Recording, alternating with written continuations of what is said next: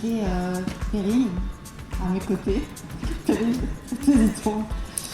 Moi, je voudrais. C'est vrai que Connectons, on en entend ou pas? Moi, de mon expérience, en tout cas, de journaliste, mais c'était en 2022, ça commençait. C'était vraiment le lancement et les associations n'en avaient pas encore ni entendu parler et je vous avoue que les employés communaux non plus.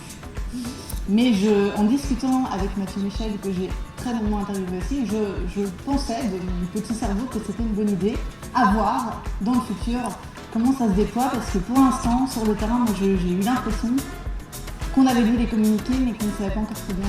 On demandait du concret, j'ai du concret. 2700 personnes actuellement inscrites et 300 certifiées. Voilà, donc ça s'est mis en place. Ça concerne 300 organisations, donc pas que des donc oui, ça c'est des formations. Et l'objectif, puisque évidemment qu'il y a une phase de rodage, l'objectif c'est 5000 personnes disposant du brevet par an. Qui ensuite aident la population. Donc c'est des employés, des fonctionnaires. C'est former les agents qui sont en contact. EPN, c'est former les citoyens eux-mêmes. Ouais. Mais vous avez parlé de renforcement structurel des EPN, ça j'ai bien retenu aussi parce que presque tout le monde en a parlé, donc j'espère que vous prenez note.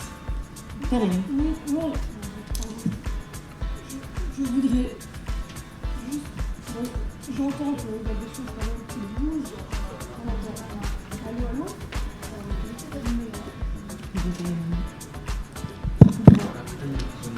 On m'entend ou pas? Oui. J'entends que les choses bougent, sont plus nuancées, en tout cas que ce que j'ai pu peut-être exposer.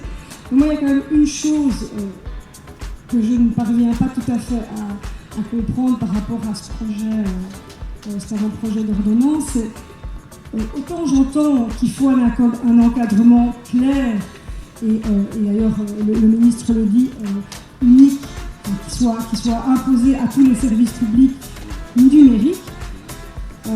Autant il est quand même difficile d'obtenir des réponses plus concrètes quant à l'encadrement sur les obligations en ce qui concerne les alternatives hors ligne. Alors la réponse que j'ai entendue du ministre, c'est de dire oui, on ne peut pas imposer quelque chose d'unique parce qu'il y a une diversité des publics concernés et que chaque administration a sa réponse. Mais pourtant, du côté de l'offre de services numériques, on impose quelque chose à toutes et à tous les services publics. Pourquoi on n'arrive pas, pourquoi c'est si difficile, même si c'est dans l'exposé des motifs, comme vous le disiez, à pouvoir le noter clairement, des guichets physiques avec des personnes évidemment en suffisance, avec des heures d'ouverture en suffisance. Donc la revendication finalement des associations aujourd'hui. Merci en tout cas de jouer le jeu. Je suis un peu carré, mais c'est le principe et vous allez avoir la parole dans une seconde. On va poser la deuxième question. Et je voulais quand même reposer le cadre parce que ça me semble essentiel. Personne ne... si, on a le droit de ne pas utiliser Internet, déjà en fait on ne le dit jamais, mais peut-être il y a aussi des gens qui n'ont pas envie. Ils ont peut-être le droit d'avoir accès aux services publics sans utiliser Internet, mais voilà, je pense que c'est important de ne pas rentrer dans ce truc. Internet, c'est aussi bien sûr, c'est évident, que ça apporte beaucoup de choses et c'est génial. Et donc je pense que c'est important d'expliquer que c'est clair qu'on n'est pas contre Internet. En tout cas, moi non. Je ne pense pas que c'est le but de ce débat d'être contre Internet. C'est vraiment l'accès aux services publics dont on parle aujourd'hui. Deuxième point, je ne sais plus, donc c'est très bien. On va continuer. Oui, c'est ça. Et non, je voulais rappeler aussi que cette ordonnance, en fait, personne n'est là pour jeter la pierre, en tout cas, moi non, à cette ordonnance. Cette ordonnance vient mettre de l'ordre dans un chaos absolu pour l'instant. Et l'idée, c'est qu'elle ne passe pas en l'état. En tout cas, c'est la revendication. Et je pense que c'est important de dire ça aussi. Personne ne crache au visage de Bernard Perfeil, qu'on se le dise. Non mais c'est vrai, c'est important. Pour l'instant c'est le chaos, au moins là ça va mettre un peu d'ordre. Du coup, deuxième question, hors l'ordonnance, soyons à nouveau très concrets. Faites-vous de l'inscription des guichets physiques et des services téléphoniques accessibles et de qualité dans l'ordonnance une condition pour que les parlementaires de votre groupe votent le texte? Oui ou non? Donc c'est oui ou c'est non. Sous-question. Donc, je répète la question. Faites-vous de l'inscription des guichets physiques et des services téléphoniques accessibles et de qualité, c'est-à-dire pas un répondeur qui raccroche, donc cette inscription dans l'ordonnance, une condition pour que les parlementaires de votre groupe votent le texte? Réponse que j'attends, oui ou non. Sous-question. Quelle est votre position par rapport à l'article 13 du projet d'ordonnance concernant les alternatives physiques au numérique, guichets et services téléphoniques de qualité? Aussi, donc ça on en a un peu parlé précédemment, aussi quelle est votre position par rapport à l'accompagnement au numérique, en ce compris les espaces liés au financement de ces alternatives? Des questions liées au financement, pas les espaces. Je parle des espaces publics numériques, donc je suis confondue. Donc vous en avez déjà parlé aussi, financement structurel. Vous en avez tous parlé, donc peut-être que ça ira plus vite cette question-ci, et donc on aura largement le temps de récolter vos questions du public. Donc première question, peut-être qu'on peut commencer de l'autre côté, avec vous, Clémentine par exemple. Merci.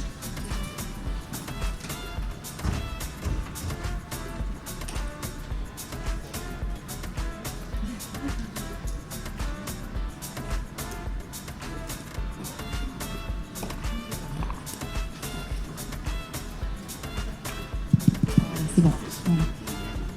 Merci pour la priorité. Juste, normalement, personne n'est au courant de ce qu'il y a dans ce projet d'ordonnance, puisqu'il n'a jamais été rendu public.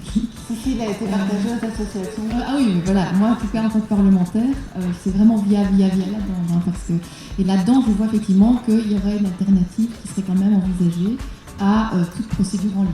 Voilà. Après, là où on en est maintenant, le ministre nous a répondu hier à ma collègue Tard que le projet était passé en première lecture du gouvernement et que maintenant toute une série de concertations allait encore avoir lieu, etc.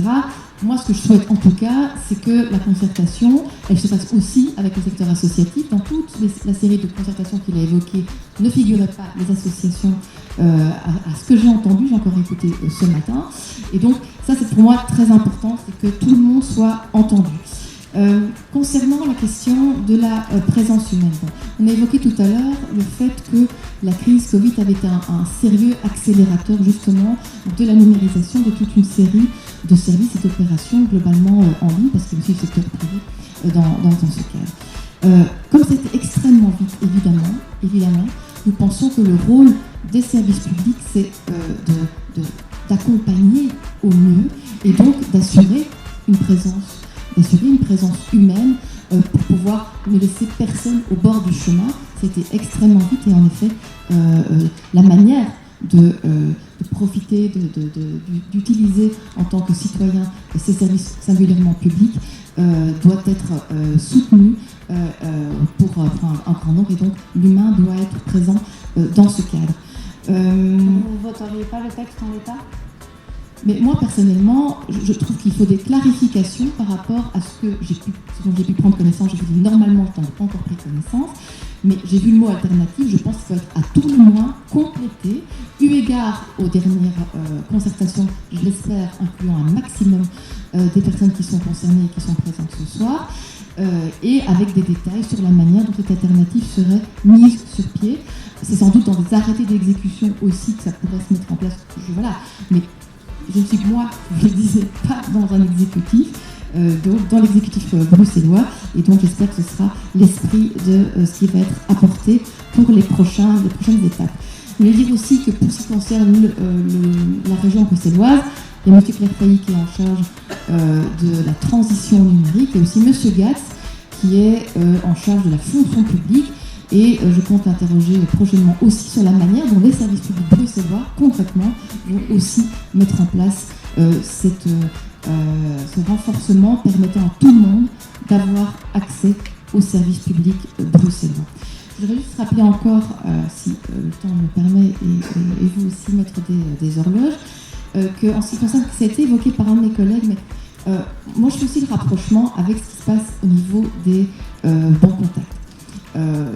Il y a eu une diminution très importante du nombre de distributeurs de billets dans beaucoup de quartiers, souvent là où il y a moins de banques, donc c'est déjà des quartiers qui ont plus de difficultés, donc ça ne va pas du tout. Et c'est quand même notre parti qui a déposé la première proposition pour renforcer la présence physique aussi. Et c'est là aussi où on lutte contre la fracture numérique. Et donc ça procède du même esprit de renforcer cet accès pour une proximité la plus intelligemment mise en place. C'est les services publics. Oui, mais en fait, le public. La logique Non, mais le public, par exemple, dans certaines communes, supplée en ce qui concerne les distributeurs de billets et met en place lui-même. Donc, tout est un peu lié aussi. Et nous avons un impact, y compris quand nous demandons des choses, que ce soit pour Bruxelles ou pour le fédéral. Ou en tout cas que le service public montre l'exemple. La première des choses. Ce qui n'est pas le cas pour l'instant, rappelons-le quand même. Alors je vais être discipliné, je ne voterai pas l'ordonnance dans l'état actuel du texte. Merci, vous avez compris la conseil. Et enfin, il faut en toutes circonstances une alternative qui permette aux citoyens le choix de son contact avec l'administration. Voilà, je vous remercie.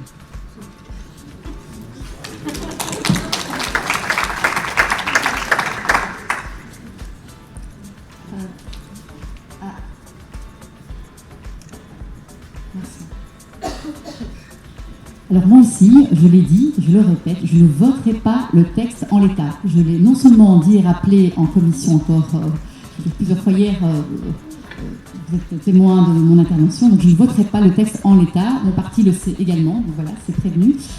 Pour votre information, il y a l'avant-projet du texte du ministre qui suit son chemin, donc il est pour l'instant pour parler avec pas mal d'organisations. Mais pour votre information, nous avons hier fait voter une motion au conseil communal de Molenbeek, portée par Écolo, et qui a été vraiment votée à l'unanimité avec tous les partis ici présents autour de la table, et qui va dans le sens de ce que nous plaidons, c'est-à-dire pour le maintien, le renforcement et le développement des guichets physiques. Ça a été voté à l'unanimité à Molenbeek, et nous souhaitons poursuivre dans les autres communes. Nous ne sommes pas le seul parti qui avons initié ces motions. Je sais que le PTB l'a fait aussi, et je me dois de aussi l'indiquer. Deuxièmement,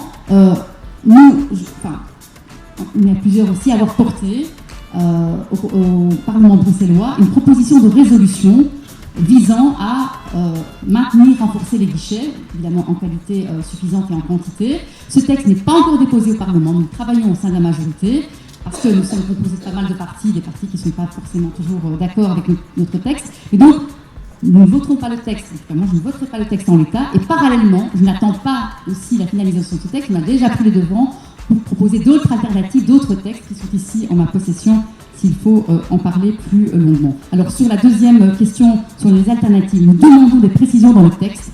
Actuellement, il manque de clarification.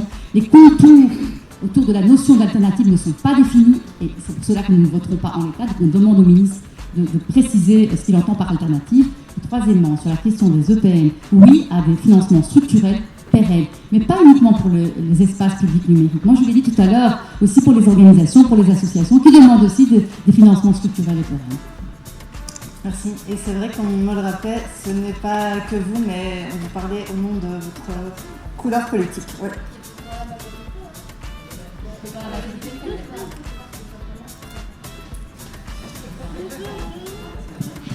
Nous vous écoutons. Je voulais juste rappeler à Mme Barzin que les partis ici, dont on représente les amis ici, merci, je vais vous appuyer, sont tellement d'accord que le 9 mars 2023, ils ont voté pour cet avant-projet, sans modification. Et donc, il y a ici un décalage, pas par rapport aux députés qui sont ici, mais par rapport au gouvernement exécutif, dont ils ne prennent même pas compte de ce que les parlementaires, comme ici, Marida vient d'exprimer son avis. Non, on ne votera pas pour le texte, comme il est, certainement pas. Je tiens à ce que tout le monde sache de quoi on parle, parce qu'apparemment, cet avant-projet est tellement occulte que personne ne l'a. Donc je vais lire un document invisible. Ici, l'article 13, c'est quoi, hein. Pour assurer la plus grande inclusivité, les institutions garantissent les mesures suivantes aux usagers.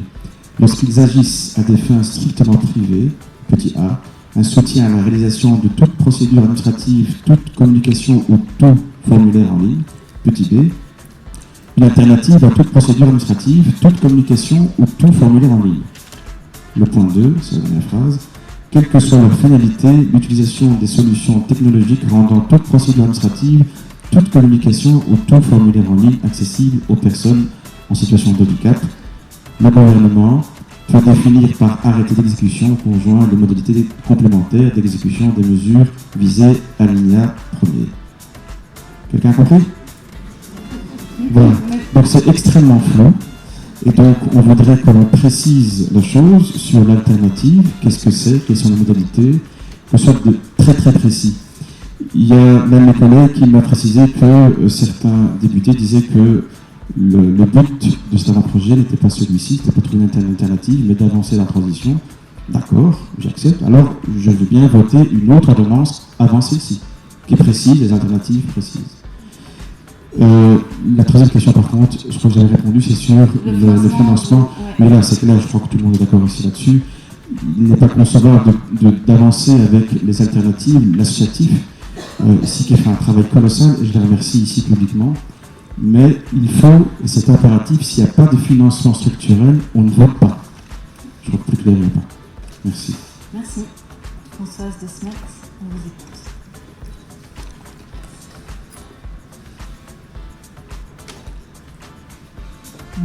C'est bizarre, ça ne fonctionne pas très bien, mais soit.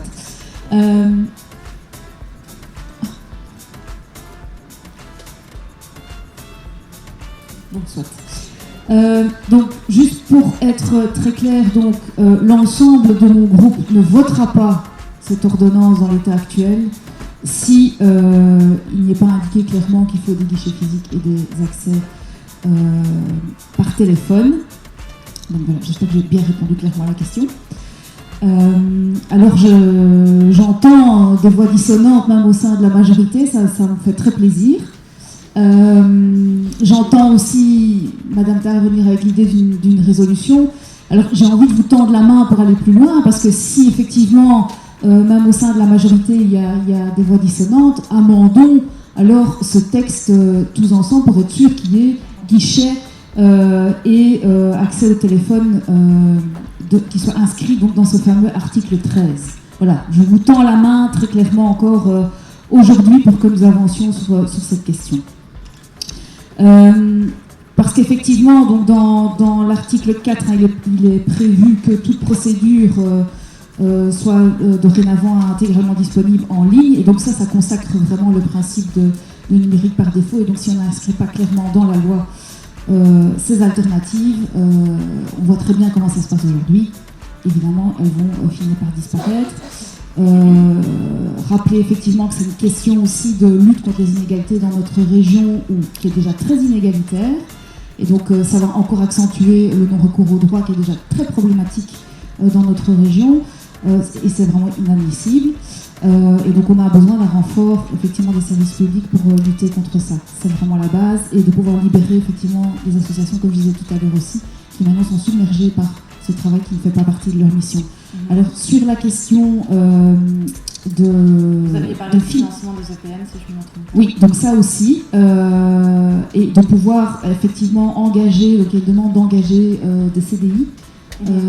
Parce qu'à l'heure actuelle, il y a beaucoup d'articles 60 du coup, qui sont renouvelés constamment, donc c'est évidemment compliqué pour avoir une base pour pouvoir former les gens, avoir un financement effectivement structurel.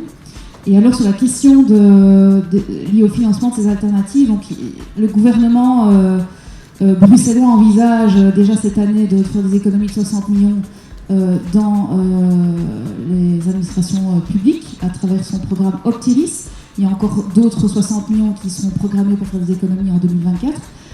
Donc déjà pour nous c'est très clair, on ne fait pas ces économies, et donc c'est 120 millions déjà qu'on récupère et qu'on peut investir justement alors dans les humains, dans le service public. Donc notre grande crainte, c'est que si cette ordonnance passe comme elle est aujourd'hui, donc sans maintien des guichets, etc., c'est plutôt vers ça qu'on va en fait. Ça va faire des économies et on va probablement supprimer encore plus d'humains dans les services publics, ce qui est évidemment inadmissible à l'heure actuelle. Voilà. Merci. Ça, je ne suis pas sûre que ce soit un truc de balance comme ça, mais on vous écoute. Oui, merci. Tout d'abord, par rapport à ce que Mme Desmain disait, je peux la rassurer, et je pense qu'on n'est pas dans une ordonnance qui va justement empêcher, par exemple, un citoyen, à tout moment... Donc vous répondez oui, naturellement. La première question, je vais vous expliquer juste tout ça calmement. Et j'ai beaucoup de temps. Ah non, je n'ai même pas appuyé sur le bouton. Je vais commencer par appuyer sur le bouton. Mais... Donc, je reviens d'abord à l'argument sur le fait qu'un citoyen, eh bien oui, à tout moment, il peut demander de ne plus avoir de communication en ligne, mais d'avoir une communication par écrit. Et ça, c'est important. Et c'est bien de le souligner, mais en tout cas... Comment il peut demander ça? C'est comme on appelle ça le fait dans la déclaration fiscale, on parlait de taxe web, de recevoir toujours le document en papier, et bien de pouvoir. Il faut le demander sur Internet? Ouais. Vous essayez de me chercher. Mais non, je crois qu'il faut le demander sur Internet. Non, mais je suis. Alors, non, mais c'est vraiment important de le savoir que dans le cadre de l'ordonnance, et je réponds à la question première, c'est oui, mais. Le oui, mais c'est important parce que il faut diaboliser ce texte. Vous l'avez fait. Vous avez dit qu'il y a un équilibre qui est recherché. Et c'est aussi pour ça qu'il y a toute une phase de consultation, notamment au sein de la section cohésion sociale. Donc quand on parle des acteurs de terrain, oui, ils sont consultés, et ça c'est important. Il va y avoir, ici, il y a une proposition, oui, du gouvernement et pas d'un seul parti, mais voilà. Ça fait partie de la nouvelle politique. Parfois on est dans la majorité, parfois on n'est plus. J'ai pris l'habitude de ça. En tous les cas, de notre côté, on est respectueux d'abord de l'accord de majorité, de la déclaration de politique régionale. On s'est engagé d'abord dans ce plan d'appropriation numérique avec plein de chantiers. On fait du travail notamment avec les demandeurs d'emploi dans nos compétences, pour renforcer l'accès au numérique et dans leurs compétences, oui, directement. Et en attendant, pour cette ordonnance, je pense qu'on l'a tous entendu encore ce soir, il y a quand même une crainte, mais on doit pouvoir répondre à ça. Et comment on y répond? Je pense que l'article 13, il y a, et ça je peux vous mettre au défi, de trouver ça dans une autre législation au niveau, par exemple européen, d'avoir un article comme celui-là qui dit bien qu'on doit avoir une alternative systématique. Et ça c'est important, ça doit pouvoir nous rassurer. Il y a un autre élément, et ça je vous l'ai dit tout à l'heure aussi, c'est qu'on a besoin d'avoir, et ça c'est défi, donc là on sort la casquette de la majorité, nous on ne va pas se tirer une balle dans le pied, on est des défenseurs de ce qu'est le service de proximité, et ça commence par les communes. Et au niveau communal, il y a un point de vue, parce que j'entends, oui on va licencier du personnel, il n'y aura plus de services au public. Je pense qu'il faut laisser justement la confiance à l'autonomie communale, à voir ce qui fait de... Moi, je vois à Molenbeek les difficultés rencontrées, parce qu'il y a de plus en plus de demandes, il y a beaucoup de guichets, il y a des files, et les gens perdent patience, se disent mais finalement j'aurais pu le faire sur le net, via une démarche sur Internet, numérique. Mais comme on l'a dit dès le départ, tout ne doit pas aller au numérique, et tout ne doit pas aller à l'aspect contact humain. Mais on doit pouvoir le garantir. Et c'est vrai, je le dis, il y a une résolution qui est en discussion. Et d'ailleurs, on n'est pas suspect, on est co-signataire. On a envie de renforcer cet aspect-là des guichets physiques. Mais dans l'ordonnance déjà, il y a cet article. C'est quand même dur de dire bravo qu'il soit écrit alternative, contrairement aux autres textes, si on ne sait pas ce que veut dire le mot alternative. Alors, je comprends ça. Je comprends. Mais attendez, mais l'ordonnance, elle établit un cadre, et je reviens sur, parce qu'il y a un débat sur les guichets, je viens en aide à Mme Barzin, les guichets automatiques là, de billets, bateau-pline, etc. Bipost, c'est du service public, hein, c'est un contrat de gestion. Ils sont censés respecter justement l'obligation des services universels. Hein. Et ça, c'est ce que fait l'ordonnance aujourd'hui. Et puis il y a tout le reste, oui. Mais c'est vraiment important de le savoir. Alors, c'est pas la panacée l'ordonnance, je suis bien d'accord. Elle va pouvoir évoluer avec la consultation. Mais il y a quand même une feuille de route, il y a une ligne de conduite qui est portée par tous les partenaires de la majorité. Je pense que là-dessus, il n'y a pas de souci, c'est de retrouver un équilibre entre ce que peut faire le numérique, il y a des choses qui ne vont pas, on peut parler des cyberattaques qui pourraient endommager le service en lui-même, on peut parler de ça aussi, mais il y a aussi les facilités, la qualité des services qu'on peut rendre. Et je pense qu'on doit travailler dans ce cadre-là. Merci. Faisons de ce texte d'ordonnance le plus révolutionnaire de tous les temps qui inspirera On peut dire ça. l'Europe C'est un projet pilote, on va dire ça. en changeant le mot alternatif par des éléments très concrets qui veulent dire quelque chose.